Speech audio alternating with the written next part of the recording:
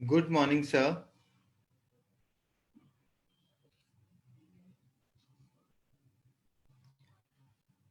Yes, sir. आपकी sir आवाज नहीं आ रही, आप म्यूट हैं अभी। अब आ रही है? यस सर, अब आवाज आ रही। Yes sir. सर हम बस अभी लाइव हुए हैं 10 सेकंड पहले जी। Thank you so much sir join करने के लिए। और मेरा नाम प्रखर है, मैं इंडियन स्कूल ऑफ डेमोक्रेसी के साथ में काम करता हूँ। हमें गुरु प्रकाश जी ज्वाइन करेंगे, उनका थोड़ी देर पहले ही उन्होंने बताया कि थोड़ी देर में ज्वाइन करेंगे। तब तक उन्होंने कहा कि आपकी जर्नी हम सुने, और उन्होंने ये बताया कि आप लोग की मित्रता भी है, तो उन्होंने कहा कि वो मित्र ही हैं, समझ जाएंगे कि उनको अचानक से जाना पड़ा। आप भी मित्र ही हैं। मैं भी आप मित्र ही हूँ सर। कोई मैं भी मित्र ही हूँ। जी जी। तो मैं ब्रीफली शेयर कर लेता हूँ। जो लोग हमारे साथ लाइव देख रहे हैं, हमें सुन रहे हैं, पहले तो बहुत बहुत शुक्रिया संडे को 11 बजे ज्वाइन करने के लिए। और मैं माफी चाहता हूँ, कुछ टेक्निकल चैलेंजेस के कारण हम 6-7 मिनट देर से शुरू कर पाए। इंडियन स्कूल ऑफ डेमोक्रेसी संस्था है जिसका मेन मकसद है कैसे यंग लोग प्रिंसिपल्ड पॉलिटिक्स के साथ में अंदर जाए राजनीति में। और हमारा बहुत गहरा फोकस है कि कैसे म्युनिसिपल काउंसिलर और सरपंच लेवल पे हम युवाओं को राजनीति में आगे बढ़ाएं, और उनको मजबूती के साथ में कि वो ईमानदार राजनीति में कैसे आगे आए, और इवेंचुअली लॉन्ग टर्म में आगे चल के सर्वोदय के रास्ते पे कैसे युवा चले। तो वो हमारा एक कोर मकसद है। आज का जो हमारा पैनल कॉन्वर्जेशन है वो डॉक्टर नवल किशोर जी हैं हमारे साथ में, और थोड़ी देर में गुरु प्रकाश जी ज्वाइन करेंगे। डॉक्टर नवल किशोर जी प्रोफेसर हैं, और साथ में राष्ट्रीय जनता दल के नेशनल स्पोक्स पर्सन है। तो हम आई थिंक शुरू करेंगे सर आपसे। कल रात में एग्जिट पोल आए, तो पार्टी में तो खुशी की लहर होगी एग्जिट पोल देख के। ओपिनियन पोल से लेके एग्जिट पोल में आई थिंक काफी अंतर आया है, जहाँ पे ओपिनियन पोल्स में आई थिंक नीतीश जी की सरकार का लग रहा था वापस आएगी, एग्जिट पोल बोल रहे हैं कि तेजस्वी जी शायद सरकार बनाएंगे। बट उससे पहले मैं चाहूंगा कि आप थोड़ा दर्शकों को अपनी निजी जो पॉलिटिकल यात्रा रही है उसके बारे में थोड़ा ब्रीफली अगर 5 मिनट बताएं कि आप कैसे राजनीति में आए, आप कैसे सक्रिय हुए, और आपकी क्या यात्रा रही है, और फिर हम बिहार की राजनीति में और गहरा डूबेंगे। देखिए, पहले तो बहुत बहुत शुक्रिया इंडियन स्कूल ऑफ डेमोक्रेसी का, और आपका बहुत बहुत धन्यवाद कि आपके माध्यम से एक ऑडियंस को जुड़ने का मौका मिला। मैं अपने विषय में थोड़ा सा परिचय दे देता हूँ कि मेरी स्कूलिंग हुई है सैनिक स्कूल केरल से। 6 to 12th की पढ़ाई मैंने वहाँ की। 12th के बाद मैंने ग्रेजुएशन दिल्ली यूनिवर्सिटी से किया। ग्रेजुएशन, पोस्ट ग्रेजुएशन, एमफिल 98 में मैंने कंप्लीट किया, और यूनिवर्सिटी में एमफिल में मैं टॉपर था पॉलिटिकल साइंस डिपार्टमेंट में, और 98 से ही पढ़ाना शुरू किया। आप जानते हैं कि दिल्ली यूनिवर्सिटी में एक प्रोसेस है, तो मैंने एडहॉक शुरू किया और 2004 में परमानेंट हुआ। तो मिला जुला कर 22 साल का टीचिंग एक्सपीरियंस है। और मैं यहाँ हॉस्टल में भी था, अखबार हॉल हॉस्टल में, तो वहीं से थोड़ी बहुत शुरुआत हुई कि पॉलिटिकल एक्टिविज्म में भी हमारा योगदान होना चाहिए। क्योंकि आप पीजी में जाते हैं, एमफिल में जाते हैं, तो वो दौड़ होता है जिसमें कि लोग एक दूसरे को जानते हैं और कुछ करने की अपनी चाहत होती है। उसी दौरान थोड़ी बहुत इंटरेस्ट जगी, लेकिन जब मैं परमानेंट हुआ दिल्ली यूनिवर्सिटी में, राजधानी कॉलेज है राजा गार्डन रोड पे, वहाँ 2004 में परमानेंट हुआ। उसके बाद मैंने शुरुआत की टीचर्स पॉलिटिक्स में। यहाँ पर दिल्ली यूनिवर्सिटी टीचर एसोसिएशन है, उसका चुनाव मैंने लड़ा। जो एकेडमिक काउंसिल है दिल्ली यूनिवर्सिटी में, जिसमें 26 लोग चुन कर जाते हैं, उसमें मैं इंडिपेंडेंट 2010 से 12 तक था, इंडिपेंडेंट जीता था। और ये एक दौर था जिसमें कि आप इंटरेक्ट करते हैं और आपकी जो इंटरेस्ट है और बढ़ती है। तो 13 तक तो मैं यूनिवर्सिटी पॉलिटिक्स में था। कॉलेज का टीचर्स यूनियन का प्रेसिडेंट रहा 4 साल, और स्टाफ काउंसिल का सेक्रेटरी रहा।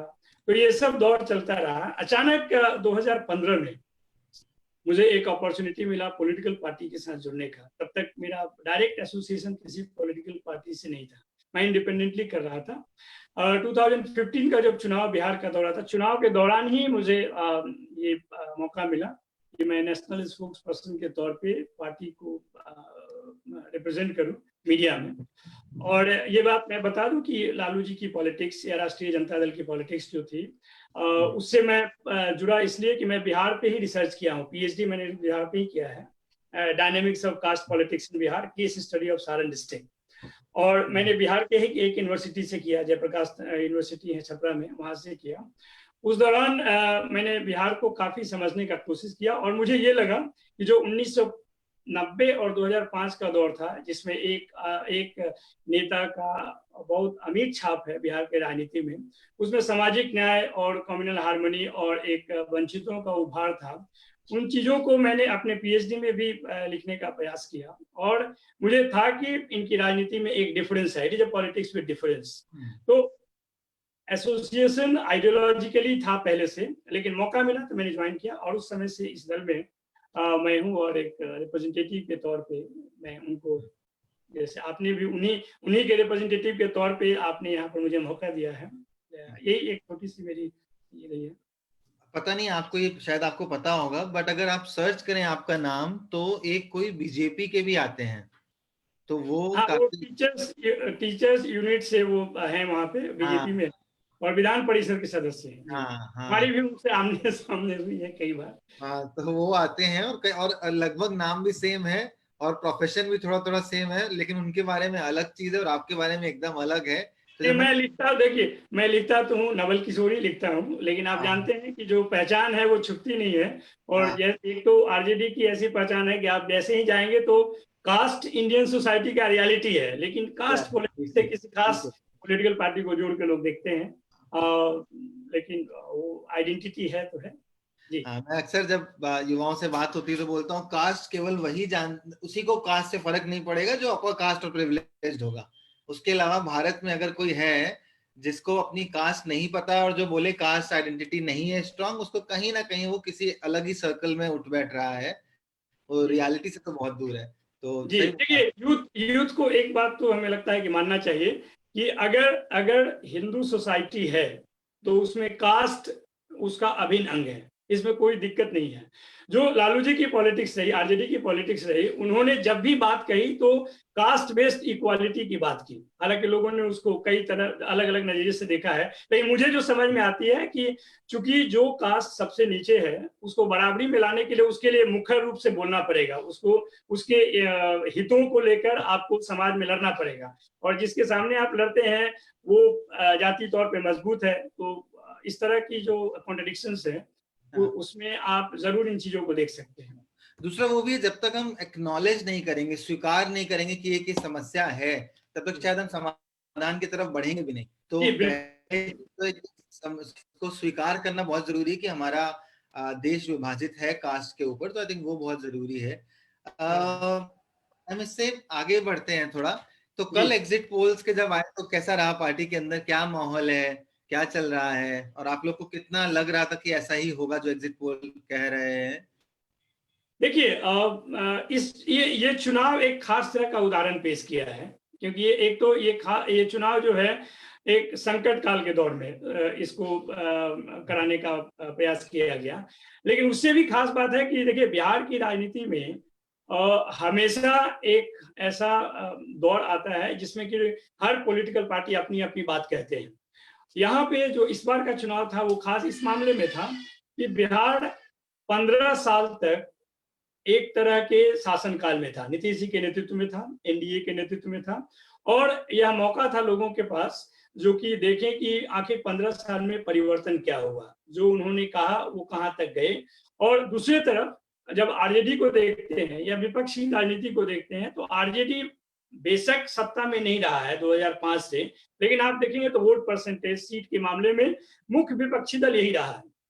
तो पक्ष और विपक्ष मिलकर सरकार बनती है, तो आप कह सकते हैं कि सरकार का हमने नेतृत्व नहीं किया, लेकिन सरकार के साथ हमेशा रहा, लोगों के इंटरेस्ट को, हितों को जहां जहां भी लगा हमें कि उनके साथ अन्याय हो रहा है उसको आगे रखने का कोशिश किया।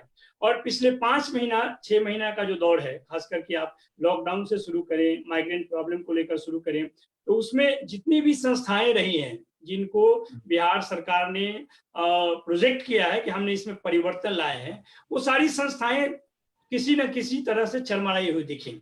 वो लोगों के मन में था एक चीज। दूसरा चीज ये था कि जिस पलायन की समस्या को हम पहले से देखते रहे हैं कि बिहार में जाहिर है कि इंडस्ट्री अगर नहीं रहेगा, अगर उस तरह के व्यापार के अपॉर्चुनिटी रहेंगे तो लोग बाहर ही जाएंगे। और यह 15 साल का दौर ये भी बताया कि हर एक दूसरे घर से कोई ना कोई मजदूर जो है वो पलायन करने को मजबूर है। और जब वापस आ रहा था वो, तो उसको लगा कि जो हमारे अपने राज्य के नेतृत्व हैं वो किसी तरह से हमको वेलकम नहीं कर रहे हैं, वो भी लोगों ने याद रखा। और आप देखेंगे कि जब हम लोग चुनाव में गए, जब पूरा पूरा बिहार चुनाव में गया, तो ये चीज लोगों को याद रही। और सबसे बड़ी बात जिसको हम लोगों ने लोगों के सामने रखा कि जो बिहार में बेरोजगारी है वो चरम सीमा पे है। 46% तो सीएमआई का डेटा है, लेकिन अगर अदरवाइज भी देखें तो लगभग 11-12% बेरोजगारी है। इस बेरोजगारी के कारण को ढूंढने में हमें लगा कि जो सरकारी रिक्तियां हैं वो भी एक बहुत महत्वपूर्ण अंग है। और सरकारी रिक्तियां अगर आरजेडी और बीजेपी दोनों के घोषणा पत्र देखेंगे तो इस पे कोई दो राय नहीं है कि करीब 4.5 लाख सरकारी रिक्तियां हैं। और इसके इसके इसके बनिस्पत एक एक माहौल बनाने में या एक नैरेटिव करने में या एक सच्चाई को बयान करने में, जो कि हमारे घोषणा पत्र जिसको आप प्रण पत्र के नाम से जानते हैं, या उसमें दूसरा लाइन जो है संकल्प बदलाव का है और तीसरा है कि ये सच होने वाला है। तो हमने जो भी उसमें बातें रखी थी वो सच होने वाला है का मतलब है कि हमने रोड मैप भी दिया था। हमने विभिन्न सेक्टर से बात किया था, उसको एक जगह लाने का प्रयास किया था।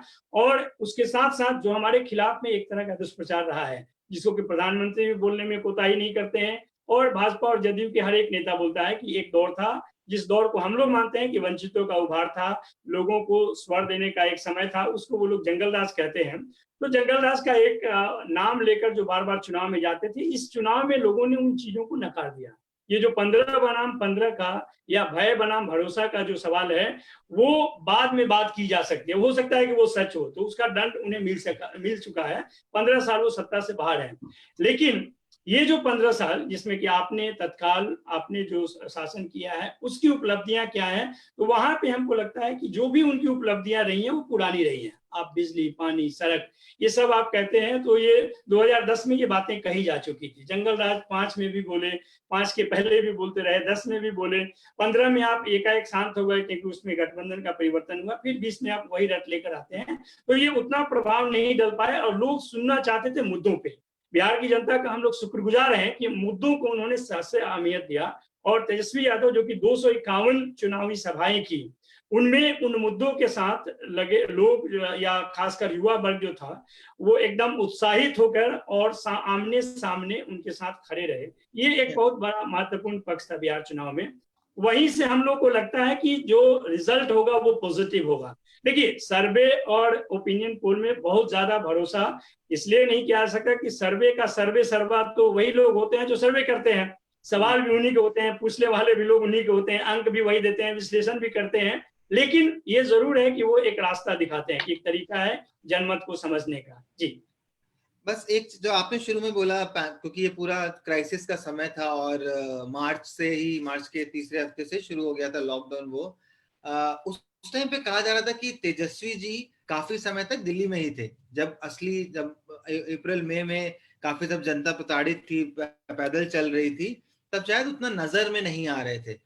लेकिन पिछले 2 महीने में वो एकदम आए और पूरा लाइमलाइट में रहे। कुछ लेवल पे अपने हिसाब से उन्होंने इलेक्शन का टर्म्स, और मैं आपसे बिल्कुल एग्री करूंगा जो आपने बोला कि मुद्दे की राजनीति करी। एम्प्लॉयमेंट की चर्चा जो इतनी बार बार हो रही है, 10 लाख आपने बोला, 19 लाख बीजेपी ने बोला, वो शायद उसके बाद ही शुरू हुआ। बट शुरू में तो वो बिल्कुल नहीं थे। फिर अचानक से तो ये बदलाव कैसे आया, या मुझे अगर नहीं पता है तो आप और बता सकते हैं कि कहाँ थे वो शुरुआती टाइम पे। देखिए वो भी बात जो है ना कि तेजस्वी जी या आरजेडी जो भी करता है उसका आधा सच ही दिखाया जाता है। ये हमें हमें मानना, हम मानते हैं, आप माने या ना माने, लेकिन हमको लगता है आधी सच ही दिखाई जाती है। देखिए, जो लॉकडाउन का समय था वो दिल्ली में जरूर थे, लेकिन दिल्ली में वो फंसे हुए थे, इच्छा से नहीं थे। इच्छा से नहीं थे कि वो दिल्ली में लॉकडाउन के तोड़कर और दिल्ली में आ गए, दिल्ली में फंसे हुए थे। लेकिन वो महत्वपूर्ण नहीं है। महत्वपूर्ण ये है कि आप जहां पे भी हैं वहां से अपने लोगों की मदद करने की कोशिश कर रहे हैं कि नहीं। पॉलिटिकली आप शून्य तो नहीं है। उन्होंने सबसे पहले ये बोला कि जो हमारे दल के विधायक हैं, हम लोग 1 महीने का सैलरी और आरजेडी के कोषांग से हम इतना पैसा देंगे, ये उन्होंने बोला। दूसरी बात उन्होंने बोला कि ट्रेन और बस की अगर बिहार सरकार को जरूरत है तो हम इतना बस और इतना ट्रेन देने के लिए तैयार हैं। बिहार सरकार ने उसको वेलकम नहीं किया, उसका मजाक उड़ाया, ये उनकी अपनी समझदारी थी। लेकिन हमने खड़ा होकर दिया। उसके बाद भी हमने तेजस्वी यादव ने अपना घर दिया, क्वारंटाइन सेंटर बनाने के लिए ऑफर किया। उन्होंने ये भी बोला कि हम अगले 6 महीने जब तक हम विधायक रहेंगे तब तक हम अपना पूरा सैलरी बिहार सरकार को देंगे और हम चाहते हैं कि बिहार सरकार उसका इस्तेमाल करके उसको मैनेज करे। हमारे सारे विधायक ने अपने आधी सैलरी उसके बाद के महीनों के दिए, 1 महीने का फुल सैलरी दिया। लालू यादव खुद अपने फंड से उतना पैसा दिए। तो जो आप कहते हैं ना, या जो एक तरह का यह बात कहा जाता है कि वो एब्सेंट थे, ऐसा नहीं था।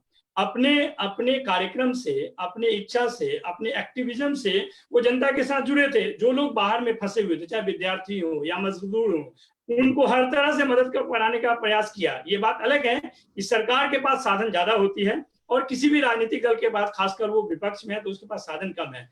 लेकिन साधन कम होने के बावजूद भी जिन लोगों ने हमको अप्रोच किया और जहां जहां हमें लगा कि हम मुख्यमंत्री से भी बात कर सकते हैं, वहां के लोगों से बात करते हैं, हमारी दल की अपनी भी स्ट्रक्चर बहुत सारे स्टेट में है, तो उनसे हमने कनेक्ट करके लोगों को मदद किया, तभी तो वो हमारी बात सुन रहे हैं।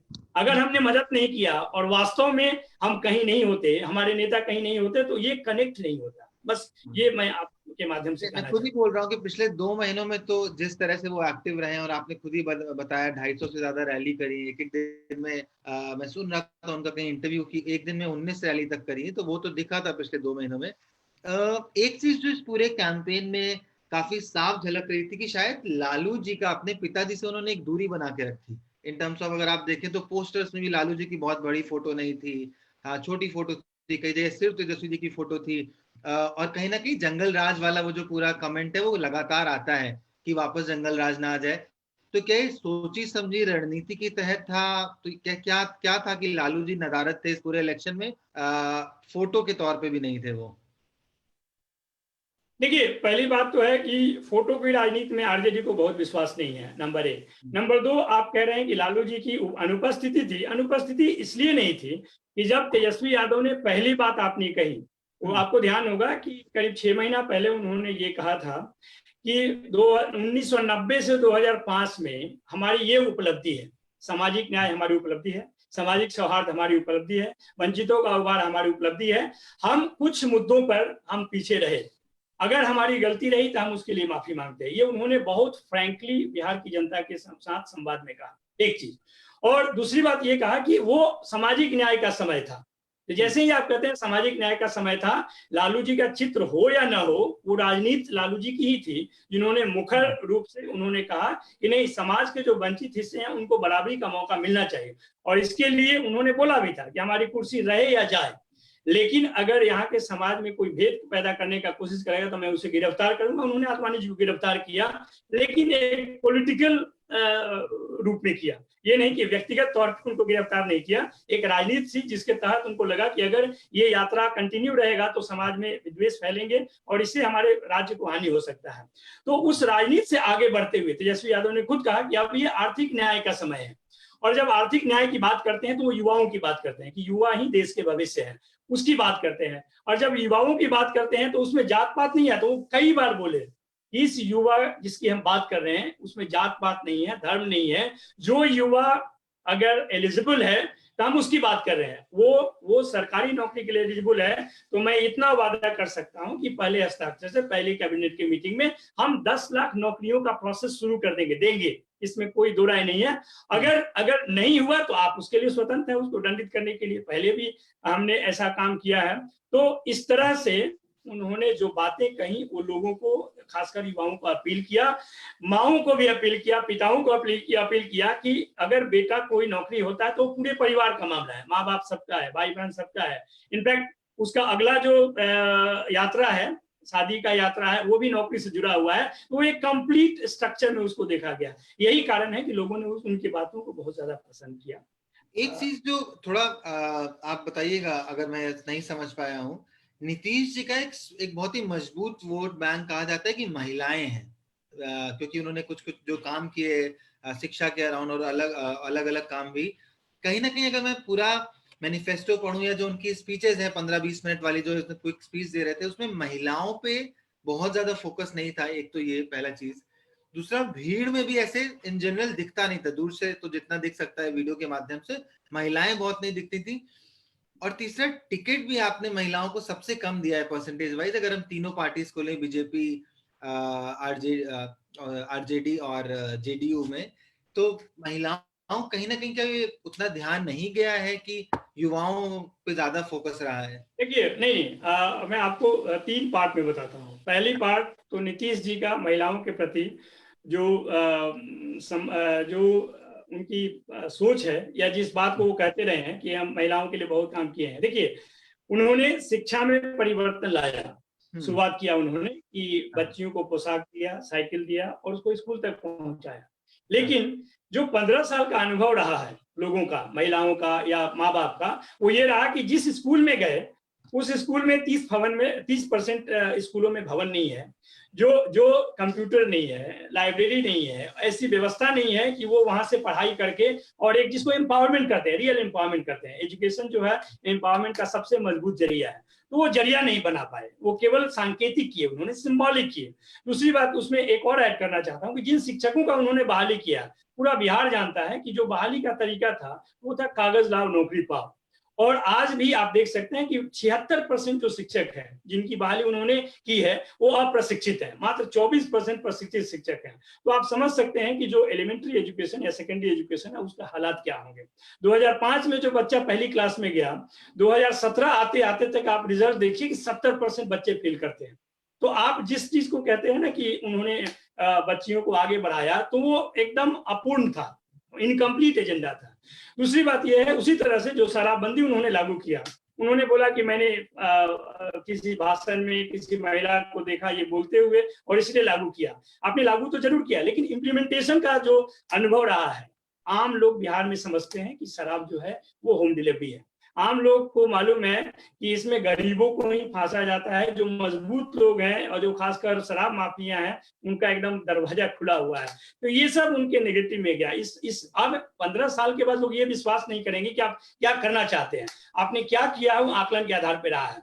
अब आइए आरजेडी की राजनीति पिछले 2 साल से आप देखे होंगे कि जो हमारे संगठन है उनमें हमने सबसे पहले महिलाओं का, पिछड़ों का, अति पिछड़ों का, महादलित का रोस्टर के आधार पे उनको ऑफिस बेरर का लिस्ट तैयार किया है। आप पता कर सकते हैं, प्रखंड स्तर से लेकर जिला स्तर से लेकर राज्य स्तर तक आपको पूरा सूची चाहिए तो मैं भेज सकता हूं। और उसके अपने एक आकार है जिसमें दिखा कि यह दल जो है ए टू जेड पार्टी है। जैसा कि तेजस्वी जी ने पहले भी बोला था कि ये पार्टी किसी खास जाति और समुदाय का ये एक तरह का एक ये इमेज बनाया गया है। लेकिन अगर आप देखेंगे, देखना चाहेंगे तो इसमें सब जाति के लोग रहेंगे। मैं आपसे भी रिक्वेस्ट करूंगा कि आप लालू जी के तीनों मंत्रिमंडल के सदस्यों का नाम देख लें और जाति के हिसाब से देखेंगे तो सब जातियां वहां पे हैं। वहां पर रघुनाथ झा भी थे, वहां पे पवनाथ सिंह भी थे, वहां पे रघुवंश सिंह भी थे, जगदानंद सिंह भी थे, सब लोग थे। तो ये आप नहीं कर सकते हैं कि उनकी राजनीति भी किसी खास जाति पर आधारित थी।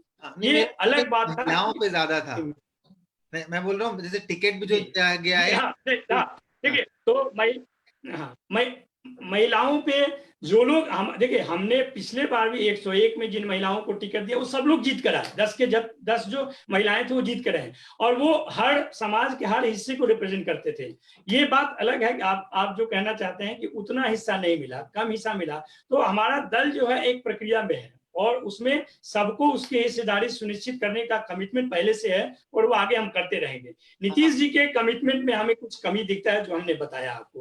पर आप पंचायती राज का भी बात कहेंगे कि उन्होंने 50% रिजर्वेशन दिया, लेकिन पंचायती राज बिहार में एक एकलौता पंचायती राज सिस्टम है जहां पर टैक्स कलेक्शन का पावर नहीं है। देश में 17-18 राज्यों में पंचायती राज को सबल बनाया गया। तो आपने रिजर्वेशन तो दिया लेकिन उनको सबल बनाने का प्रयास नहीं किया, टैक्सेशन का पावर उन्होंने नहीं दिया अभी तक 15 साल में, और ये नहीं कह सकते हैं कि हम आने वाले समय में करेंगे। जी मतलब मेरी और I think Indian school of democracy में हमारा एक बहुत स्ट्रॉन्ग फोकस है कैसे 50% महिलाओं को, तो हम अपने प्रोग्राम में भी जो हम लीडरशिप प्रोग्राम करते हैं उसमें ये मेक श्योर करते हैं कि महिलाओं को और ज्यादा से ज्यादा प्रोग्राम में लेके आए जो राजनीति में जा सके। हम अलग से प्रोग्राम करते हैं शी रिप्रेजेंट्स, जिसमें हम सिर्फ महिलाओं के लिए प्रोग्राम करते हैं कि वो इलेक्टोरल राजनीति का कैसे हिस्सा बने।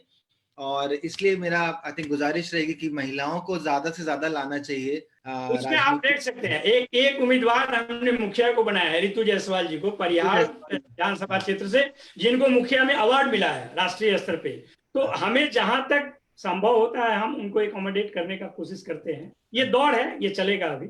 हाँ, रितु जी से हमारी बात भी हुई थी उस टाइम पे, क्योंकि वो उनका काम भी उनका अच्छा था। हमारे प्रोग्राम में भी रितु जी आ चुकी हैं, और जेडीयू में थी उस टाइम पे, आई थिंक शायद रिजाइन करके आरजेडी में आई थी। पर आई थिंक अच्छा है कि आपने ऋतु जी जैसे लोगों को, मुखिया को टिकट दिया एमएलए के लिए, और आशा करते हैं कि वो जीते भी इसमें। कुछ सवाल आ रहे हैं, मेरे पास भी और सवाल है, वो मैं बाद में पूछता हूँ, कुछ लोगों के सवाल ले लें। एक सवाल आया है, लक्ष्य जोशी जी ने पूछा है कि शराबबंदी का जो कभी कानून है, क्या आप उसको हटा देंगे, कि कैसे अगर आप सत्ता में आते हैं तो क्या करेंगे, शराबबंदी का वो लागू रहेगा कि हट जाएगा? ये देखिए, शराबबंदी हटाने का मामला उतना महत्वपूर्ण नहीं है जितना उसको ठीक से लागू करने का है। अगर कोई कानून है तो सबसे पहले तो उसको उसी फॉर्म में लागू करने का कोशिश किया जाना चाहिए। शराबबंदी अच्छी बात है, मतलब उसमें, लेकिन कहां तक और कैसे वहां पर फेलियर रहा, उसमें जहां पर सरकार विफल रही है, पहले तो हम उसको देखें कि हम असफल कहां पे हो रहे हैं, क्यों नौजवान बच्चे उस तरह के रैकेट में फंसकर और बर्बाद हो रहे हैं। इन चीजों को देखना, होम डिलीवरी कैसे हो रहा है, पुलिस की संलिप्तता उसमें कैसे है, इन चीजों को देखना सबसे जरूरी है। कोई कानून बना है तो उसका उद्देश्य तो ठीक है, लेकिन लागू करने का, कार्यान्वयन करने में जो जो कोताही बरती गई है, जानबूझकर या अपने आप हो गई है, इसको भी देखना पड़ेगा। लेकिन जो दिखता है कि सरकार लागू करने में ज्यादा रुझान उसकी नहीं रही है, केवल उसका सांकेतिक रुझान रहा है। जी हाँ जी। एक सवाल आया है, शिक्षा सत्याग्रह करके एक ग्रुप है जिन्होंने सवाल पूछा है, यदि आपकी सरकार बनती है तो आप स्कूली स्तर पर शिक्षा को कैसे सुदृढ़ करेंगे? क्या आप शिक्षा के बजट को और बढ़ाएंगे? और बिहार की शिक्षा में जो युवाओं की नाराजगी है, स्पेशली उच्च शिक्षा को लेके, उसमें आप क्या करेंगे, कैसे करेंगे उसे? देखिए, दो दो भाग में है। पहली भाग तो यह है कि देखिए, शिक्षा का बजट हमने ऑलरेडी कमिट कर चुके हैं कि 22% होंगे, 12 से 22% की कमिटमेंट ऑलरेडी है। तो शिक्षा पे ज्यादा खर्च होने जा रहा है। क्यों? क्योंकि शिक्षा ही सबसे बड़ा संसाधन है बिहार में। आप देखेंगे कि बिहार के बच्चे जो मेरिटोरियस हैं, वो बाहर आके अच्छे करते हैं, तो हम क्यों ना उनको स्थानीय अवसर प्रदान करें। तो उस हिसाब से हमने बोला है कि हर एक प्रमंडल में कम से कम एक छात्रावास के आधार पे एक स्कूल होगा, जहां पर कि मेरिट के आधार पर लोगों को वहां पर सिलेक्ट किया जाएगा और ट्रेनिंग दिया जाएगा और शिक्षा दिया जाएगा। दूसरी बात है कि जिस शिक्षा व्यवस्था को आप कह सकते हैं कि वहां पर शिक्षक, अप्रशिक्षित शिक्षकों की संख्या ज्यादा है और उनकी बहुत सारे शिकायत भी हैं कि आपको अगर अगर आपने हमको शिक्षक माना तो हमारे ये वेतन में इतनी असमानता क्यों है। तो हमने ये भी बोला है कि समान वेतन और समान काम का भी सिद्धांत हम लागू करेंगे, ताकि शिक्षक एक शिक्षक के रूप में योगदान कर सकता है। अब उसमें कमियां कहाँ हैं, उसका अध्ययन करके एक आयोग के थ्रू उसको देखा जाए कैसे ठीक किया जा सकता है। दूसरी बात, उच्च शिक्षा में सबसे महत्वपूर्ण है कि समय पे डिग्री दिया जाए। देखिए, दिल्ली यूनिवर्सिटी में 1980 से ही लोग आना शुरू कर दिए थे। इसका मतलब है कि सबसे महत्वपूर्ण विषय जो है दिल्ली यूनिवर्सिटी में, कि हम समय पे आपको डिग्री देते हैं। मैं भी पढ़ाता हूँ राजधानी कॉलेज दिल्ली यूनिवर्सिटी में, और मैं मानता हूँ कि यहाँ का सबसे मजबूत पक्ष ये है कि आप समय पे उनको, बच्चों को डिग्री देते हैं, ताकि वो जॉब मार्केट में जाए और सिलेबस को कंप्लीट करते हैं। तो हमारा रुझान रहेगा, हमारा इंटरेस्ट रहेगा कि एक तो सिलेबस कंप्लीट हो और दूसरा समय पे डिग्री दी जाए उस शिक्षा में, ताकि बच्चे वहां से बाहर निकल के या राज्य स्तर पे भी कंपीट कर सके। जी। जोलीन का सवाल आया है कि how confident are you of Mahagathbandhan forming the government without external support? देखिए, हमने 3 स्तर पे इसका हम जवाब दे सकते हैं। पहला स्तर तो ये है कि जो हमने गठबंधन बनाया उसमें ये है कि कांग्रेस, लेफ्ट और आरजेडी, ये तीनों दल कहीं जाने वाले नहीं है। बाकी दल का अगर आप चरित्र देखे हैं तो घूमते फिरते रहे अपने इंटरेस्ट के हिसाब से, लेकिन ये दल कभी बीजेपी के खेमे में नहीं गया है। तो एक ध्रुव है बिहार में, और जिसकी अपनी सोच है। हर दल की अपनी बनावट है, अपनी सोच है। हमने उसके आधार पे 25 सूत्री कार्यक्रम एक संयुक्त साधन के रूप में भी प्रस्तुत किया, कॉमन मिनिमम प्रोग्राम के रूप में प्रस्तुत किया, जिसमें शिक्षा भी है, स्वास्थ्य व्यवस्था भी है, हायर एजुकेशन भी है, मजदूर के सवाल भी हैं, शिक्षा और स्वास्थ्य के भी सवाल हैं। ये तमाम चीजों को हमने देने का प्रयास किया है, और हमें लगता है, विश्वास भी है, कि बिहार की जनता अगर 15 साल का आकलन करेगी और जिस आधार पे नीतीश कुमार जी को रखा गया उसके आधार पे, और उनके विफलताओं को देखेगी, तो जरूर हमें मौका देगी। और चुनाव अभियान के दौरान ऐसा दिखा कि जो बात हम कर रहे थे वो लोगों को पसंद आ रही थी। तो हमें भरोसा है कि हमें मौका मिलेगा। जी। तो और अगर कोई बाहर का सवाल आया हुआ ना, तो शिक्षा सत्याग्रह वाले जो लोग हैं वो हमारे मित्र ही हैं, तो अगर आप शिक्षा में अगर और कुछ करना चाहेंगे तो हम बिल्कुल से चाहेंगे कि आप उन लोगों से और बात करें, क्योंकि जो लोगों ने ग्राउंड पे काम किया है, तो वो भी आई थिंक कुछ जरूर। इनपुट दे सकते हैं, तो वो हम देखेंगे आगे क्या होता है। बट पहले नतीजे आ जाने चाहिए, उसके बाद हम इस जी बारे में बिल्कुल। चर्चा करें कि सरकार इसीलिए कर इसीलिए रहा मैं पहले ही आपको बोल रहा हूँ कि मैं सर्वे पे भी भरोसा नहीं है हमें, लेकिन हमें जनता पे भरोसा है कि हमें मौका मिलेगा। जी। तो एक मेरा सवाल जो पहले से चल रहा था कि कहीं ना कहीं लोग ये बोल रहे हैं कि नेपोटिज्म, और आई थिंक वो तो भारतीय राजनीति का अभी सच है, वो कब बदलेगा वो देखा जाएगा। बदलना चाहिए, हमारा तो मानना है, क्योंकि हम चाह रहे हैं कि युवा लोग जो राजनीतिक पृष्ठभूमि से नहीं आते हैं, उस पारिवारिक तौर पे वो भी राजनीति में आए। लेकिन कहा जा रहा है कि तेजस्वी जी का कोई अपना प्रशासनिक अनुभव नहीं है। 2 साल के लिए वो डेप्यूटी सीएम थे, बट उम्र भी कम है और उन्होंने उतना समझा नहीं है, क्रिकेटर थे उससे पहले। तो कहीं ना कहीं जो पूरी राजनीतिक समर में, भले वो चुनाव जीत चुके हों 2 इससे पहले भी, बट वो जो उनका अनुभव नहीं है, तो उसको कैसे पूरा करेंगे। तो अब अगर मंत्रिमंडल की बात आएगी तो कैसे देख रहे हैं, कौन लोग होंगे जो साथ में मजबूत बनाएंगे, युवा और थोड़े जो अनुभव वाले लोग, कैसे आएगा वो बैलेंस। देखिए, जो पहली बात तो ये है कि आप इन इन चीजों को एक नजरिए से देखेंगे तो आपको समझ में आएगा। तेजस्वी जी का इतिहास कोई इस तरह का नहीं रहा है कि जहां पर इस तरह के सवाल उठाए जा सकते हैं। वो पहले भी क्रिकेट से जुड़े हुए रहे हैं और क्रिकेट में अंडर 19 के कैप्टन भी रहे हुए हैं। तो एक टीम वर्क उनकी खासियत रही है। वो इस चुनाव में भी आपको दिखी होगी कि टीम वर्क कैसे करते हैं। अकेला नेतृत्व में अकेला है, लेकिन नेतृत्व जब तक एक टीम वर्क के साथ नहीं चलेगा तो इतना प्रभावकारी नहीं हो सकता है। तो उस बात को तो हम नहीं मानते हैं। दूसरी बात यह है कि देखिए, डिप्यूटी सीएम का अनुभव, लीडर ऑफ अपोजिशन का अनुभव, एक पार्टी के नेतृत्व को प्रधान नेता के रूप में जो अनुभव है, वो ऐसा कमजोर नहीं रहा है जिस पर आप सवाल खड़ा कर सकते हैं। जब वो 3-3 डिपार्टमेंट संभाल रहे थे, तो यह उनका डिपार्टमेंट में अगर कोई खामियां होती तो नीतीश कुमार जी और बीजेपी के लोग छोड़ते नहीं। और उन्होंने खुद कहा है कि हमने जो व्यवस्था उस समय की थी कि चूंकि टेंडर से रिलेटेड है, तो उसमें उन्होंने कमेटी बनाया ताकि कमेटी ही तय करे कि टेंडर किसको दिया जाएगा, इसलिए उसमें कोई समस्या नहीं है। उन्होंने 200 करोड़ सेंट्रल गवर्नमेंट से अतिरिक्त जो है साधन लेकर आए, और छपरा जिला में डबल डेकर जो सड़क है वो उनका अपना ही ब्रेन चाइल्ड है, उन्होंने देने का काम किया।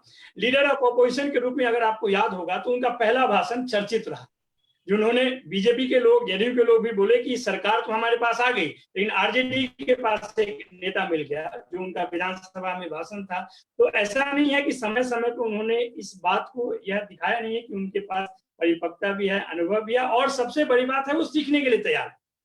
और जो व्यक्ति सीखने के लिए तैयार है उसके लिए आसमान ही ऊंचाई जो है वो मायने रखता है। और आप उम्र की बात करते हैं, अगर 21 साल का बच्चा आईएएस बन सकता है, 21-22 साल का बच्चा आईएएस बन सकता है, और वो भारत सरकार के बनाए गए नियमों के हिसाब से काम कर सकता है, तो राजनीति में जो चीज मायने रखते हैं उन चीजों का समझने का अगर उनके पास कैपेसिटी नहीं रहता तो आज वो इतने लोकप्रिय और इतने अच्छे तरीके से इलेक्शन मैनेज नहीं की होती।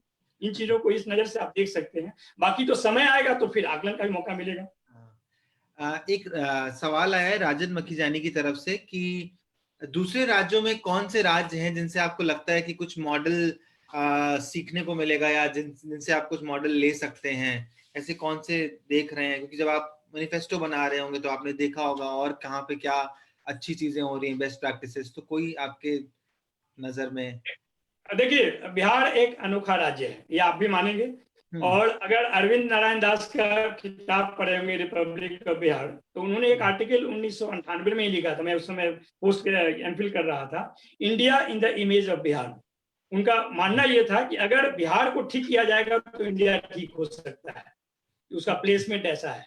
तो आप ये दो जो खास बात है बिहार की, कि बिहार के पास सबसे ज्यादा ह्यूमन रिसोर्स है, उसमें कोई दो राय नहीं है। और दूसरी बात यह है कि सबसे ज्यादा लोग वहां पे गांव में रहते हैं। तो जो पूरा भारत का परिचय है कि गांवों का देश है, तो बिहार को कहा जा सकता है कि वो देश को सबसे अच्छे तरह से रिप्रेजेंट करता है। अब और एग्रीकल्चर में जो उसकी भूमि है वो पंजाब के भूमि से भी ज्यादा उर्वरक है, ये भी सब लोग जानते हैं। तो हम ये देख सकते हैं कि जो कृषि है, कृषि से संबंधित जो विकास किए जा सकते हैं, जो कि एग्रो बेस्ड इंडस्ट्री हो, फूड प्रोसेसिंग इंडस्ट्री हो, एग्रीकल्चर बेस्ड जो फैक्ट्रियां हो, उन सबको फिर से जगाया जा सकता है। एक चीज तो ये किया जा सकता है। दूसरी बात यह है कि शिक्षा में अगर हमारे बच्चे बहुत मेधावी हैं तो उनको अवसर यहाँ पर दिया जाना चाहिए। जो बच्चे दिल्ली आते हैं और परिवार का कम से कम 10,000 रुपया महीने में खर्च करते हैं, अगर उनको पटना में मिल जाए, अगर उनको जिला मुख्यालय में मिल जाए, तो उसी साधन में उनका परिवार भी ठीक रहेगा और जहाँ चाहेंगे वह जा भी सकते हैं। तो हमारा दोनों दो तीन जो प्रायोरिटी रहेगा। और इसमें सीखने के लिए तो देखिए, सीखने के लिए तो हर राज्य से आप कुछ ना कुछ सीख सकते हैं, उसमें कोई दो राय नहीं है। लेकिन खासकर जो एग्रीकल्चर में जो आगे राज्य हैं, जैसे पंजाब है, हरित क्रांति के लिए वो चर्चित रहा है, उसका इतिहास रहा है 1960 के दशक में। लेकिन वहां पर तनाव भी हुए, एक तरह विकास हुए तो सामाजिक तनाव भी हुए। हमारे यहाँ विकास और तनाव को मैनेजमेंट करना एक बहुत बड़ा चुनौती है। तो हम विकास उसी तरीके से, उसी तरह से देखेंगे कि शिक्षा का विकास हो। वहां पे अगर आप ग्रामीण क्षेत्रों को देखें तो ग्रामीण क्षेत्र का विकास हो, जिसमें जहां जहां का जो खासियत है, जहां का मखाना है, जहां का आम है, जहां का केला है, हर जिला का एक अपनी खास बात है, उसकी अपनी एक इकोनॉमी है। अगर उस इकोनॉमी को रिवाइव करके वहां के मजदूरों को वहां पर एम्प्लॉय कर दें, तो हमें लगता है कि एक खुशहाल बिहार का रास्ता तय किया जा सकता है। इस चुनाव में अगर एक खास चीज देखी जाए तो काफी युवा लोग हैं, मतलब चिराग पासवान हैं जो अपनी पार्टी देख रहे हैं, तेजस्वी जी हैं। तो इसको क्या हम ये भी देखें कि शायद आज से 30 साल पहले, 40 साल पहले एक परिवर्तन आया था, अभी फिर से राजनीति युवाओं की तरफ जा रही है? कैसे देख रहे हैं आप मतलब इस पूरे परिवर्तन को?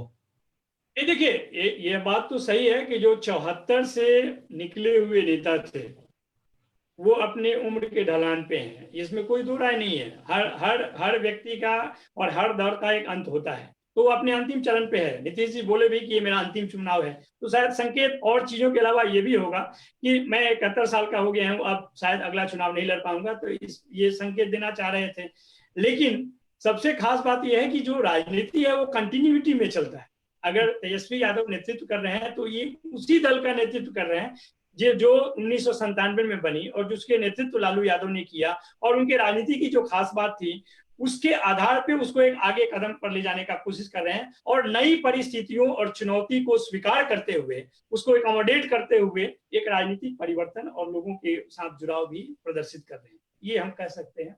और जहां तक नेतृत्व का सवाल है, देखिए कई लोग ये सवाल खड़े करते हैं कि जो युवा है या जो दल के नेता है उनका एक पृष्ठभूमि है।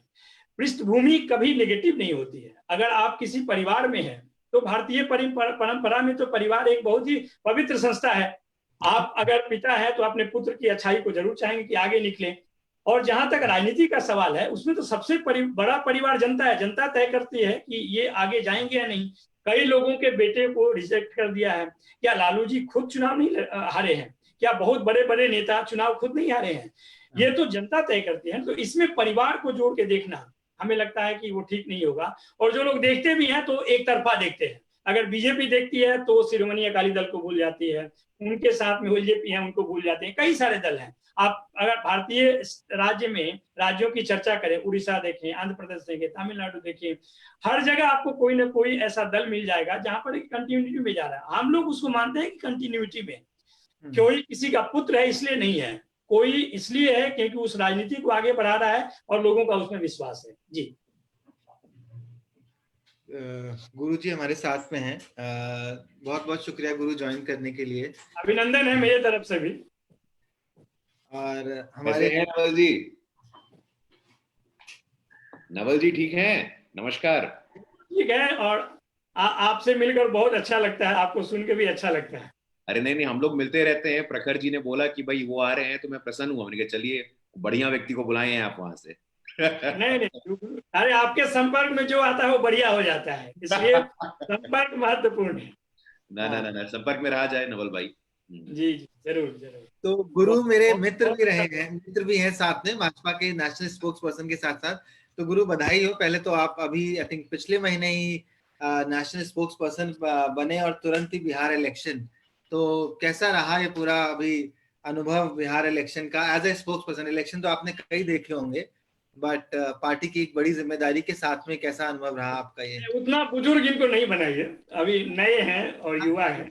वही है ये। हाँ। नवल जी अभी बता रहे थे वो लेगेसी वाली बात। देखिए, एक अपने फोरम पे कम से कम ये बात होनी चाहिए कि क्या लेगेसी से जो व्यक्ति आता है, या नेता पुत्र या नेता पुत्री होने, ये पॉलिटिकल डिस्क्वालिफिकेशन है क्या? ये चर्चा होनी चाहिए। देखिए, पॉलिटिकल रिफॉर्म्स पे बात होनी चाहिए, और राजनीतिक सुधार की हम लोग अगर बात नहीं करेंगे तो जो इंटरनल रिफॉर्म्स का स्कोप होता है ना, वो कम हो जाता है। तो चूंकि आपका एक सोशल फोरम है, एक एकेडमिक फोरम है, तो इन सब मुद्दों पे मैं अभी प्रखर नेपाल गया था एक स्टडी टूर पे, और नेपाल में मैंने देखा कि वहां जो पॉलिटिकल पार्टीज का इंटरनल रेगुलेशन है, ये इलेक्शन कमीशन से तय नहीं होता है, ये नेपाल की कॉन्स्टिट्यूशन ने सुनिश्चित किया है। आपको जान के ताज्जुब होगा कि नेपाल में जो संविधान है उसमें ये कहा गया है कि नेपाल में जितने भी छोटे बड़े राजनीतिक दल हैं, वो चाहे नेपाली कांग्रेस हो, चाहे वहां माओवादी दल हो, तो उन दलों के अंदर भी लोकतांत्रिक व्यवस्था कैसे सुनिश्चित की जाए, सामाजिक विविधता कैसे सुनिश्चित की जाए, लैंगिक विविधता कैसे सुनिश्चित की जाए, एक व्यक्ति अगर एक कालांश में अध्यक्ष है, वो शाश्वत अध्यक्ष ना बना रहे, उसकी भी चिंता नेपाल के संविधान से हो रही है। मैं बार बार आपको कह रहा हूं कि पार्टियों का अपना संविधान अलग है, लेकिन पार्टियों के अंदर जो इंटरनल कॉन्वर्जेशंस होंगे, जो इंटरनल फॉल्ट लाइंस है, उसकी चिंता कंट्री का कॉन्स्टिट्यूशन कर रहा है। ये एक बड़ी बात है। ये पॉलिटिकल रिफॉर्म्स की दिशा में कॉन्वर्जेशन होना चाहिए। मुझे लगता है कि इंडियन स्कूल ऑफ डेमोक्रेसी जो ये बात, आप लोगों का ये प्रयास है कि एक इन्फॉर्म्ड डिस्कोर्स हो।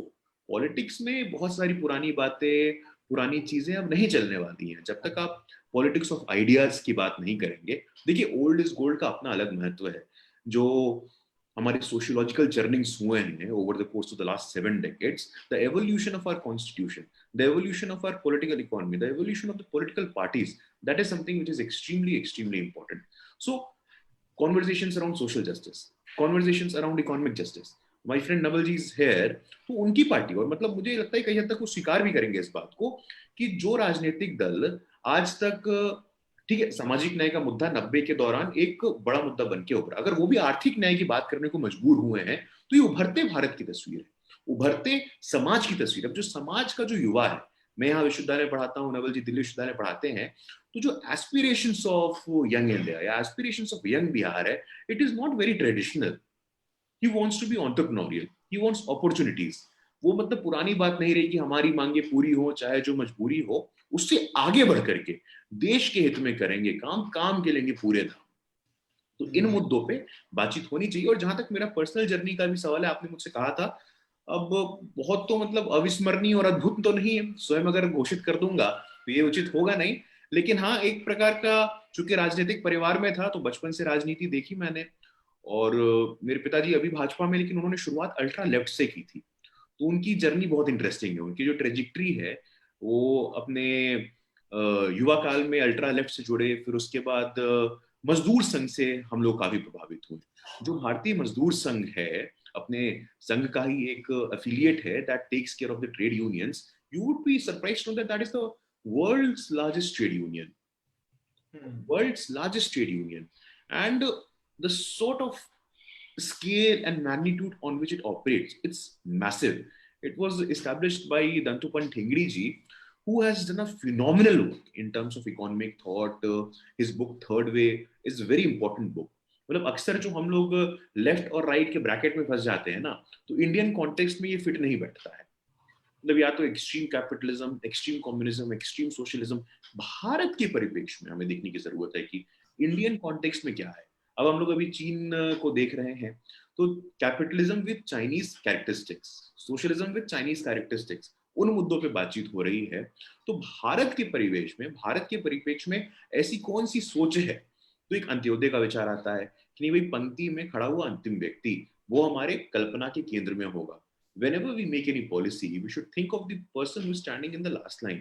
When I say person who's standing in the last line, I mean person who is socially marginalized, who is economically disempowered, who is politically challenged. So how do we keep that person at the center of our focus, at the center of our attention when we make any policy? So we were inspired by that. I was part of Akhil Bharatiya Vidyarthi Parishad as well. Now Akhil Bharatiya Vidyarthi Parishad again is the world's largest student union, started in 1948. So these are some very important socio-cultural organization which we often miss. गुरु, मैं आपका मित्र हूँ, इसलिए मेरी जिम्मेदारी है कि मैं आपसे और कठिन सवाल पूछूं, वरना कहा जाएगा कि मित्र को ऐसे सवाल नहीं पूछा कोई। इसलिए मेरे तरफ से कोई आक्षेप नहीं है।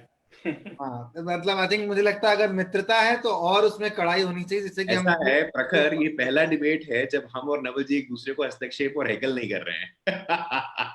तो हमने इसका नाम डेमोक्रेसी संवाद रखा है, यहाँ पे वो सब 9 बजे रात में हो। नहीं, लेकिन देखिए मेरे कुछ ऑब्जर्वेशन होंगे जो आपने बात कही है, जब मौका मिलेगा तो कहूंगा। मित्रता अपनी जगह है, लेकिन हाँ, वैचारिकी अपनी जगह है। correct, उसमें तो आप मैं भी इसमें मेरी आप भी आप भी उसमें कठिन प्रयोग करें और मैं भी करूंगा, correct, ताकि एक दूसरे को हमेशा प्रभावित नहीं करें, कम से कम एकोमोडेट करें। आप हो correct, सकते हैं बहुत सारी अच्छी बातें होंगी, या हमारे को भी ठीक से समझिएगा तो हमारे में बहुत सारी अच्छी बातें हैं। तो correct, हमारा काम है कि अपने विचार को मजबूती के तरह से, और जो जैसा है उस तरह से तो जो बताएं। हमें लगता है वो हम बोलेंगे आपके दल के विषय में। लेकिन आपके दल के विषय में 3 बातें जो है जिससे हमारे नेता और हम लोग खुद माने एक तरह से भिन्न है। पहली बात यह है कि जब आप ये कहते हैं ना कि भाजपा पूरे विश्व की सबसे बड़ी दल है, अखिल भारतीय सबसे बिकने वाली है, तो हमारा मानना है कि अगर विश्व की बड़ी दल है, बड़ी संगठन है, तो बड़ा दिल भी होना चाहिए। वो एकोमोडेशन नहीं दिखता है, एक चीज। दूसरी बात यह है कि अगर भाजपा एक दल होती तो उससे लड़ाई आसान होता, लेकिन उससे पीछे एक संगठन है, और वो संगठन पहले अपने पाठशाला में उसको ट्रेन करती है और फिर दल में भेजती है। तो उसे लगता है कि हमारा कमिटमेंट जो है वो संगठन के प्रति है, दल के प्रति कम है। आप माने या न माने, जो हमें दिखता है कि अगर वो दल के प्रति कमिटेड होते, और दल का अनुभव होता है वो मैदान में होता है, राजनीतिक मैदान में होता है, किसी पाठशाला में नहीं होता। आप कह सकते हैं कि वो पाठशाला या संगठन एक बहुत अच्छी संगठन है, बड़ी संगठन है, जैसा वो कहते हैं कि सांस्कृतिक संगठन है। लेकिन अगर वहीं तक वो सीमित रहते और वो एक अपना ऑफशूट भेजते तो भी कोई परहेज नहीं था, लेकिन उस ऑफशूट को सिर्फ अपने लिए इस्तेमाल करते, अपने इच्छा, अपने नैरेटिव, अपने तरीके से उसको इस्तेमाल करते, वहां पर हमें समस्या होती है। बाकी तो हर दल आज स्वतंत्र है, का नवल राजनीतिक जी नवल राजनीतिक जी दल आज का बस मुद्दा बिहार इलेक्शन है। नवल जी सॉरी, दस आज का मुद्दा बिहार इलेक्शन है। ये आई थिंक लंबा चर्चा है, और मैं पक्का से अभी हम मैं मौका देंगे फिर से दोनों लोग को साथ में जरूर बुला के हम लोग जरूर चर्चा कर सकते हैं संगठन जरूर पे और उसका क्या है। आप जितना चाहेंगे मैं उतना ही बोलूंगा, गुरु जी नहीं, जितना चाहेंगे मैं उतना ही बोलूंगा। तो मेरा सवाल गुरुजी आपसे ये है कि 15 साल से नीतीश जी की वहां पे सरकार है, और अभी आप लोगों की बीजेपी और जेडीयू की साझा सरकार है, और केंद्र में भी बीजेपी की सरकार है।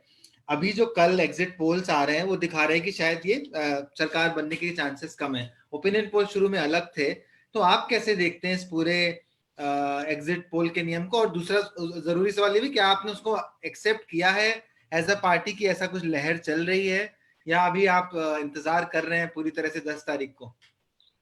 नहीं नहीं, मैं आपके प्रश्न पे आऊंगा, लेकिन उससे पहले अपने मित्र के प्रश्न को 10 सेकंड में उत्तर दे दूं। देखिए, नहीं, भाजपा का बड़ा दिल, ये बड़ा दल और बड़ा दिल, ये बड़ा पेरिनियल डिबेट चलता रहता है, और मैं चाहता हूं कि इस पे बात हो, और मैं समझ रहा हूं कि इनका इशारा किस तरफ है। तो द फैक्ट दैट एक एकेडमिक है नवल जी, मैं एक एकेडमिक हूँ, मुझसे सीनियर एकेडमिक है नवल जी, ऑब्वियसली पीएचडी उनकी हो गई है, एसोसिएट प्रोफेसर हैं।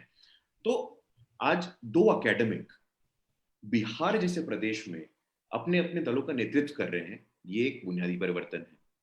हम दोनों एकेडमिक पोजीशन पे रहने के बाद अपने अपने दलों का आइडियोलॉजिकल पोजीशन डिफेंड कर रहे हैं, उनकी बात रख रहे हैं, ये एक बड़ा चेंज है, इसका हम लोगों को स्वागत करना चाहिए। और जहां तक आपने कहा बड़ा दिल का सवाल, मैं बताना चाहता हूं आपको कि जिस प्रकार समाज के विभिन्न वर्गों को, मेरी बात ध्यान से सुनिएगा नवल भाई और प्रखर आप भी, जिस प्रकार समाज के विभिन्न वर्गों को, और मैं इसलिए नहीं कह रहा हूं कि मैं पार्टी का प्रवक्ता हूं, मैं एक political student, as a student of politics में आपको बता रहा हूं कि समाज के विभिन्न वर्गों को लेकर के कैसे साथ चलना है, ये हमें भाजपा से सीखना चाहिए। सबसे पहले पूरे देश के राजनीतिक इतिहास में, मैं बहुत समय नहीं लूंगा प्रखर, आप चिंता मत करिए, सबसे पहले इस देश के राजनीतिक इतिहास में यदि किसी दलित समाज का व्यक्ति किसी राष्ट्रीय दल का राष्ट्रीय अध्यक्ष बना, तो श्री स्वर्गीय बंगारू लक्ष्मण जी, पहली बात। तो जब तक आप समाज के हाशिए के लोगों को निर्णायक स्थानों पे नहीं रखेंगे, तब तक उस समाज का एम्पावरमेंट एक लेवल तक होता है। पॉलिटिकल एम्पावरमेंट बहुत जरूरी है। तो जब हम बड़ा दिल की बात कहते हैं, तो बड़े दिल का उदाहरण हम लोगों ने देखा है। आज भी आप उठा के देखिए, हम लोग चूंकि चर्चा नहीं करते हैं, तमिलनाडु जो कि एक कल्चरली इतना कॉन्शियस स्टेट है, उस तमिलनाडु में एक यंग दलित स्टेट बीजेपी प्रेसिडेंट है, वहां पे एल मुरुगन के नाम पे, पहली बात। हिमाचल प्रदेश में सुरेश जी दलित समाज से आते हैं, वहां अध्यक्ष हैं। तमाम ऐसे जनरल सेक्रेटरीज, आंध्र प्रदेश की बात करूं मैं, गुजरात की बात करूं, पूरे देश में जो यंगेस्ट वुमेन एमएलए है दलित समाज से आती हैं, मालती महेश्वरी जी गुजरात से हैं। तो हम लोग वो डंका नहीं बजाते हैं, लेकिन काम करने में विश्वास रखते हैं। उसी ऑन द कॉन्ट्री जितनी परिवार आधारित पार्टियां हैं उसमें निर्णायक स्थानों पे कितना बड़ा दिल किसने दिखाया है मैं उसमें टिप्पणी नहीं करूंगा, लेकिन इस पे एक चर्चा शुरू हुई है देश में, ये अच्छी बात है। दूसरा आपने कहा कि एग्जिट पोल और ओपिनियन पोल में हम लोगों ने लीड किया, एग्जिट पोल में नवल जी की पार्टी लीड कर रही है, इसको मैं स्वीकार करता हूं। लेकिन प्रखर आपको पता होगा कि सैंपल साइज का अंतर होता है। ओपिनियन पोल का सैंपल साइज काफी बड़ा होता है एग्जिट पोल के सैंपल साइज से, तो उस सैंपल साइज में हम लोगों ने बढ़त पाई है, इसमें कोई दो राय नहीं है।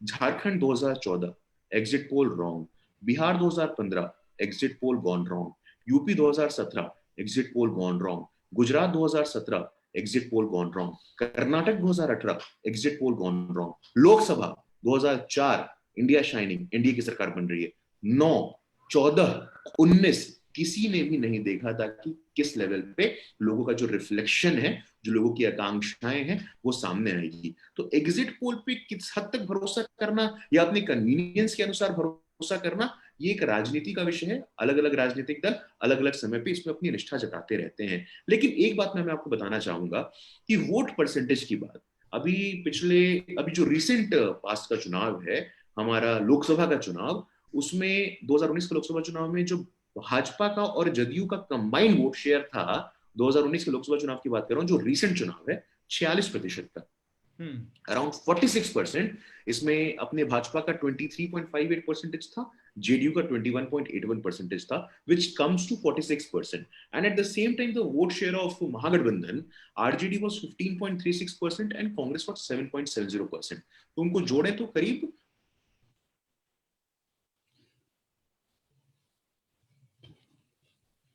गुरु आपकी आवाज नहीं आ रही है, लेकिन एक चीज तो काफी साफ है कि I think in general national और स्टेट इलेक्शन में वोटर बिहेवियर काफी अलग। गुरु आपकी आवाज चली गई थी, सॉरी बीच में। सॉरी मैं कहाँ पे था, अरे पता नहीं नेट का इशू हो गया। वोटिंग परसेंटेज का आप बोल रहे थे, बट आई थिंक वो ठीक है, वो आपकी बात समझ में आई।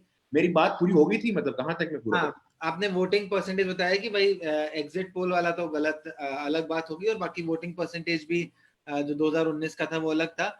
आपको बीजेपी और जेडीयू के बीच में ठीक चल रहा है क्या? क्योंकि चिराग पासवान की पार्टी ने जेडीयू के खिलाफ चुनाव नहीं लड़ा, सिर्फ ज्यादातर बीजेपी के खिलाफ चुनाव नहीं लड़ा, ज्यादातर जेडीयू के भी खिलाफ लड़ा। तो क्या ये कुछ वो भी चल रहा है कि मोस्टली कुछ कर लेंगे, साठ गांठ बाद में बन सकती है? क्योंकि वो बहुत क्लियर दिख रहा है कि चिराग पासवान बीजेपी के खिलाफ कुछ नहीं बोल रहे हैं, लेकिन बीजेपी की जो साथ में पार्टी है, जो गठबंधन जिनके साथ, तो उनके खिलाफ काफी बोल रहे हैं।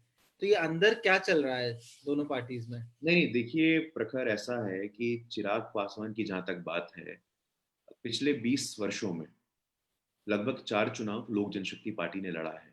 हाँ। 5 का 2 चुनाव, 10 का 1 चुनाव, 15 का 1 चुनाव। इन 4 चुनावों में लगभग 498 सीट्स पे उन्होंने कॉन्टेस्ट किया है।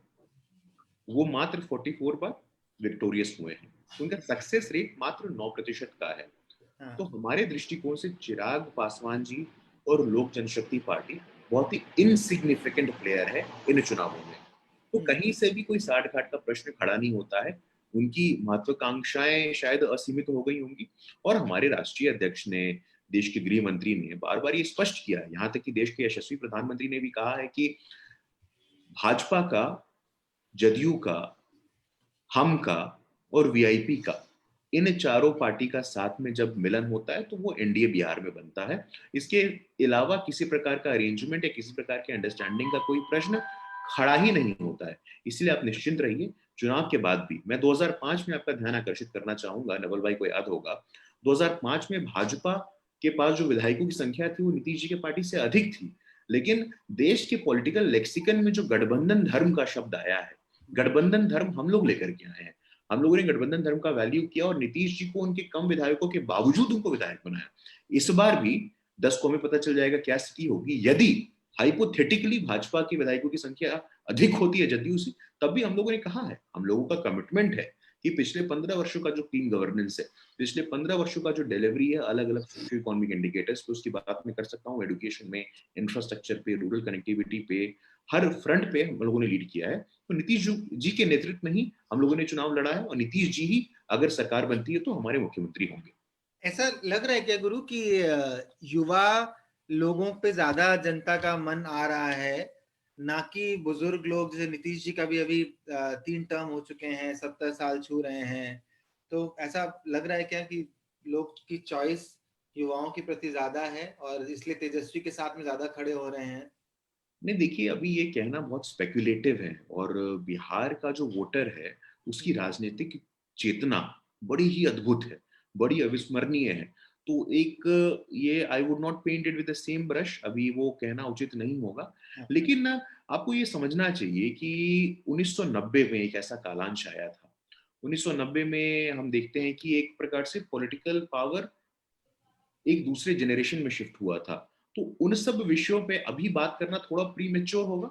मुझे लगता है कि अगर 1-2 दिन हम लोग और वेट करें और देखें कि किस प्रकार, और जहां तक यंगस्टर्स का प्रश्न है, यंगस्टर्स हर पार्टी में है, यंगस्टर्स भाजपा में है, और जो कि एक ट्रेनिंग ग्राउंड होता है, ट्रेनिंग ग्राउंड की जो व्यवस्था है वो भाजपा में है, जदयू में, आई एम श्योर राष्ट्रीय जनता दल में भी, और जनता दल यूनाइटेड में भी है।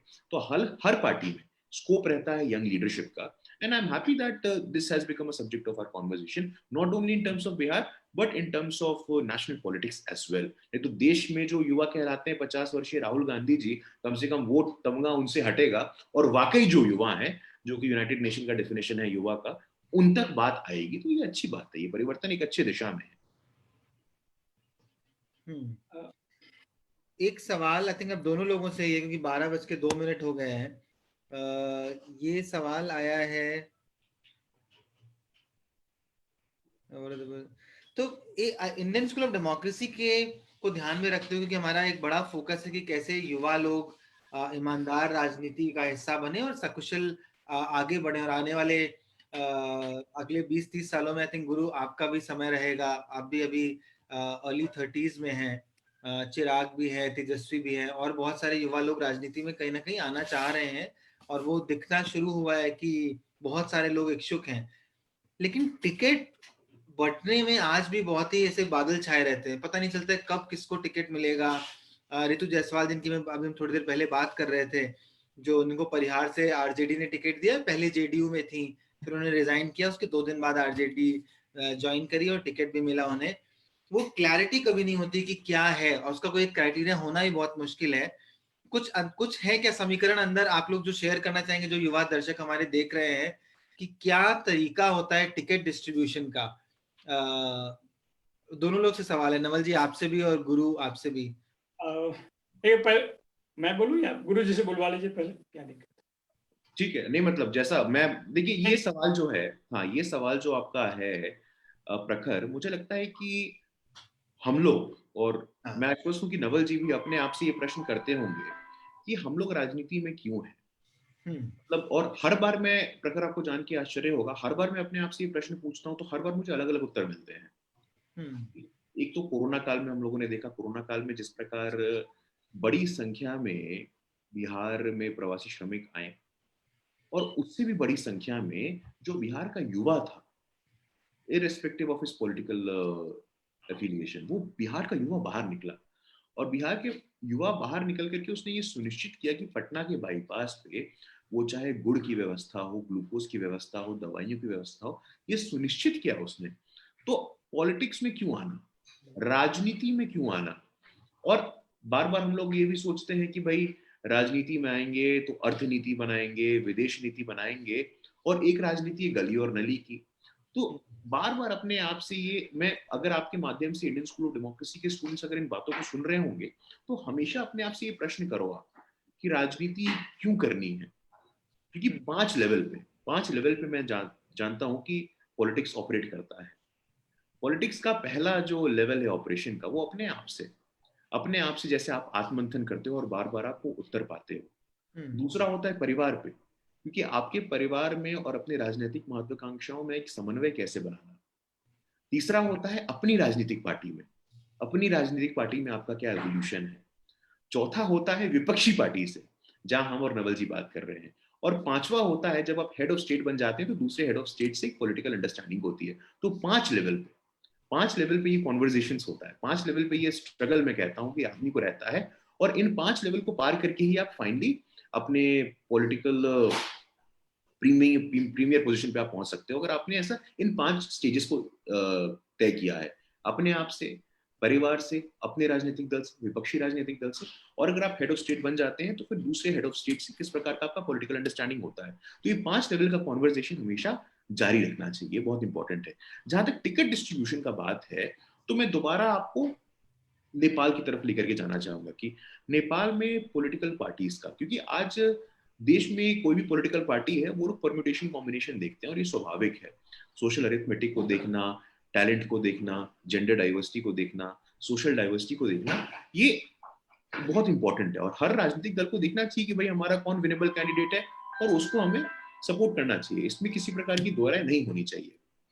और इसमें किसी प्रकार की दो राय नहीं होनी चाहिए। क्षमा चाहता हूं, एक कॉल आ गया था। तो बट पॉलिटिकल रिफॉर्म्स पे क्या हम लोग, विपक्ष के लोग, सब लोग साथ आकर के एक टेबल पे बैठ करके एक युवा विमर्श बना सकते हैं क्या कि नेपाल के तर्ज पे कुछ ऐसे रिफॉर्म्स का स्कोप है क्या? तो इसमें कोई दो राय नहीं है। आपको ऑर्गेनाइजेशनल पॉलिटिक्स करना है, आपको इलेक्टोरल पॉलिटिक्स करना है, इन दोनों का स्कोप है और भारत में तमाम ऐसे एवेन्यूज ओपन है। और अब समय आ गया है कि युवाओं को, देश के यंगस्टर्स को, बहुत सारे ऐसे उदाहरण हमारे सामने अलग अलग राजनीतिक दलों में, अलग अलग स्टेट्स में, यंगेस्ट सीएम मुझे लगता है कि अभी तो शायद अभी के हिसाब से पेमा खांडू अरुणाचल प्रदेश में, he is 36 years old. So there are positions now. Agatha Sangma has been the youngest union minister. Umar Abdullah has been also been one of the youngest union ministers. So the time is now opportune to have a constructive and a solution oriented conversation around these issues. But as far as these challenges are concerned, these challenges are going to be there. Because मेरा अपना व्यक्तिगत रूप से मानना है कि जो काम, और ये मेरी प्रतिबद्धता भी है, मैं इसको विश्वास के साथ कह सकता हूँ, जो काम कोई डॉक्टर, साइंटिस्ट, इंजीनियर नहीं कर सकता, वो काम एक राजनेता कर सकता है। हमारे पास अलग अलग प्रकार के रिक्वेस्ट, मतलब आपको सुन के ताजुब होगा कि मतलब कोरोना काल में बेड से लेकर के, राशन से लेकर के, पास बनवाने से लेकर के तमाम ऐसी चीजें, मतलब थानों में भी बहुत सारे ऐसे पैरवी आते हैं, नवल जी को पता होगा, मतलब जहां आपको अपने आप से ये संवाद करना पड़ता है। तो इस चीज को सीखना बहुत इंपॉर्टेंट है। आप तुरंत यदि चाहेंगे कि मैं राजनीतिक दल आज ज्वाइन करूं, कल मुझे टिकट मिल जाए, ये संभव नहीं है। हर राजनीतिक दल की अपनी एक मोडस ऑपरेंडी, अपना एक डिजाइन है। उसके अलावा आप क्या वैल्यू ऐड कर रहे हैं, आप क्या अर्थ ऐड कर रहे हैं, ये बहुत जरूरी है।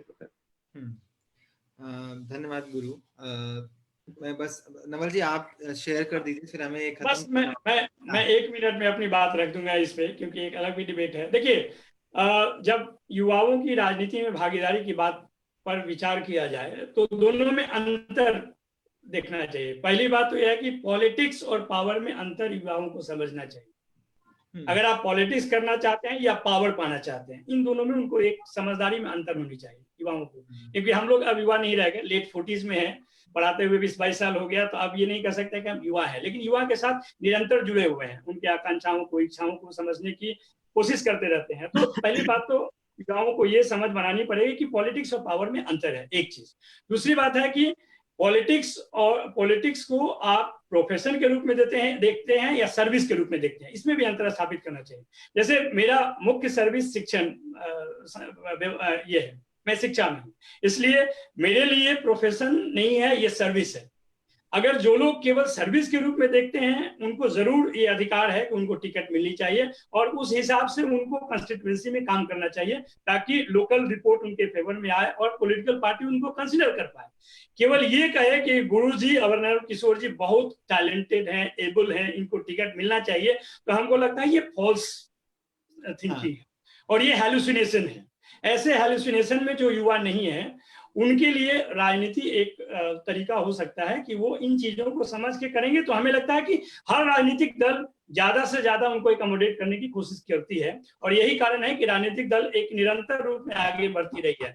आप कहेंगे कि 1990 का आरजेडी है तो नहीं है, 1980 का बीजेपी है तो नहीं है, चेंज तो होते रहे हैं, क्योंकि जो लोग सर्विस के रूप में राजनीति को देखा वो लोग कंटिन्यूअसली एकमोडेट होते गए। लेकिन जो लोग वाया मीडिया से कोशिश किए कि हम भी घुस जाएं, अब ये अच्छा समय है भाजपा में जाने का, अब अच्छा समय है कांग्रेस में या आरजेडी में जाने का, वैसे लोगों के साथ हमेशा रहता है और उनको दिक्कत होती है कि हम राजनीति में नहीं है और वो लोग तमाम तरह के अलग अलग विषयों पे बात करते हैं। लेकिन जो लोग सिंसियरली कमिटेड होके पॉलिटिक्स में लोगों के साथ काम करते हैं तो आज नहीं तो कल उनको मौका जरूर मिलता है। कई बार मौका मिलता है, लोग 4 बार उपचुनाव हार जाते हैं। नीतीश जी 77 में हारे, 80 में हारे, 85 में जाकर जीतते हैं। 14 साल ग्रेजुएट होने के बावजूद, इंजीनियर होने के बावजूद भी उनको 14 साल इंतजार करना पड़ा। तो राजनीति में अवसर कब मिलेगा ये कोई नहीं जानता है, क्योंकि वो जन के बीच से आता है। तो मुझे मेरा अपील है युवाओं से कि आप पॉलिटिक्स पे अपनी समझ जरूर बनाएं, राजनीति जरूर करें, लेकिन आप 2 चीजों पे अपने आप को पहले आंक लें कि आप पॉलिटिक्स करना चाहते हैं या पावर लेना चाहते हैं। दूसरा, आप प्रोफेशन के रूप में पॉलिटिक्स को देखते हैं या सर्विस के रूप में देखते हैं। हमें लगता है कि कठिनाई नहीं होगी और राजनीतिक दल भी जरूर वैसे लोगों को लेना चाहेंगे जिनसे उनके दल का बल बढ़ेगा, उनके कार्यकर्ताओं का मनोबल बढ़ेगा। ऐसा जरूर करेंगे जी। मैं इसलिए आपसे विदा चाहूंगा कि एक दूसरा डिबेट है। बहुत बहुत शुक्रिया आप दोनों लोग का आने के लिए। 26 नवंबर को हमारे जो हमारा फ्लैगशिप कार्यक्रम है, 1 साल का एग्जीक्यूटिव प्रोग्राम होगा, जिसमें पूरा फोकस है कि जो राजनीति, इलेक्टोरल राजनीति में जो युवा जुड़ना चाहते हैं उनके लिए। तो मैं फिर से रीच आउट करूंगा और बहुत बहुत शुक्रिया जिन लोगों ने समय निकाला संडे को। आज एग्जिट पोल के डिबेट से आप हम दोनों को खींच के ले आए ना। ये आपकी ताकत है। ये आपकी ताकत है। और इतनी प्रेम से चर्चा हुई, ये मुझे इसकी खुशी है, तभी हम इसका नाम संवाद रखा है और डिबेट रखा है इसको।